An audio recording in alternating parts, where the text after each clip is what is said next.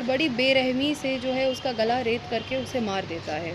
सिर्फ़ इतना ही नहीं, गला रेतने के बाद जो वो अपने पास एक चाकू रखता था, सिर्फ़ उसको रेतने के बाद जो है शव को ठिकाने लगाना और चाकू को छुपाने में जो है उसकी मदद, एक तरह से वो पुनई चक्का बाहुबली भी है।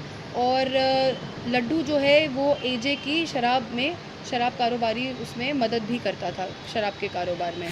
आक्रोश में आकर के जो है इस घटना को कारित किया गया, वो भी जब ये नशे की हालत में थे।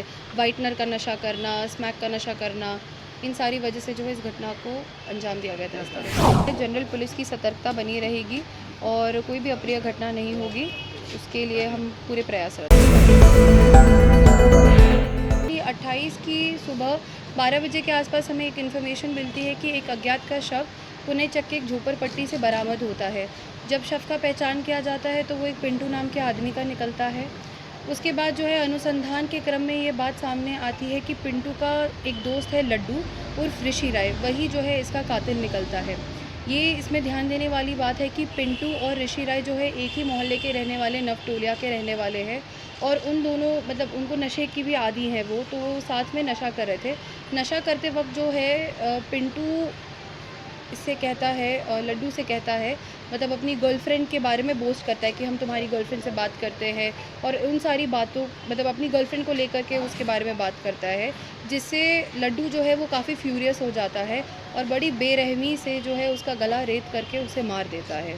सिर्फ़ इतना ही नहीं, गला रेतने के बाद जो वो अपने पास एक चाकू रखता था, सिर्फ़ उसको रेतने के बाद जो है शव को ठिकाने लगाना और चाकू को छुपाने में जो है उसकी मदद एजे और सुबोध करते हैं। ये ध्यान देने वाली बात है कि एजे जो है वो पुणे चक्का बहुत बड़ा शराब माफिया भी है और वो इसके पहले भी जो है आर्म्स एक्ट में जेल जा चुका है। इस बार जब वो बरामद हुआ फिर उसके घर से जो है फिर से हमें आर्म्स मिला था और एक तरह से वो पुणे चक्का बाहुबली भी है। और लड्डू जो है वो एजे की शराब कारोबारी उसमें मदद भी करता था, शराब के कारोबार में।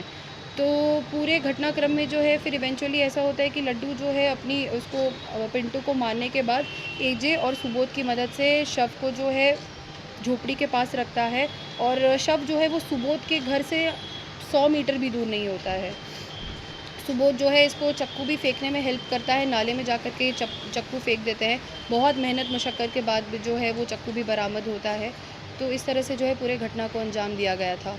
और मोस्टली जो है ये सिर्फ़ एक लव अफ़ेयर और उसको लेकर के एक आक्रोश में आकर के जो है इस घटना को कारित किया गया, वो भी जब ये नशे की हालत में थे।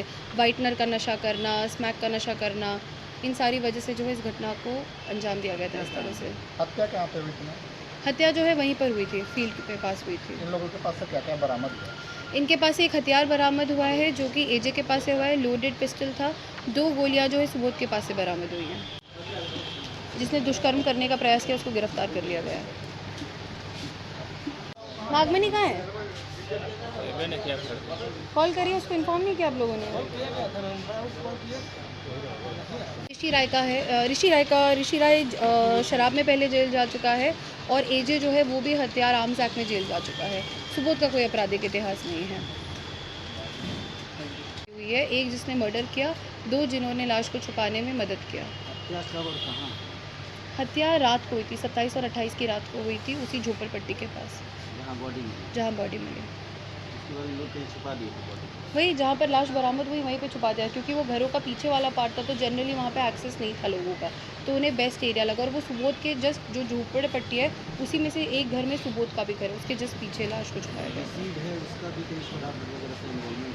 किसका? पिंटू का। पिंटू स्मैक पीता था और व्हाइटनर लेता था, उसके नशा करता था। बट शराब के कारोबार में ये तीनों इन्वॉल्व थे। क्या कुछ तैयारियां? जो जनरली बाकी सारे पर्व त्योहारों में भी किया जाता है, जनरल पुलिस की सतर्कता बनी रहेगी और कोई भी अप्रिय घटना नहीं होगी, उसके लिए हम पूरे प्रयासरत हैं। ऐसा कुछ नहीं है क्योंकि एक पर्व त्योहार ही है, इसमें संदिग्ध लेबल करना बहुत गलत होगा। बट सारी चीज़ें पीसफुली निकल जाए तो उसके लिए डिप्लॉयमेंट रहेगा पुलिस का।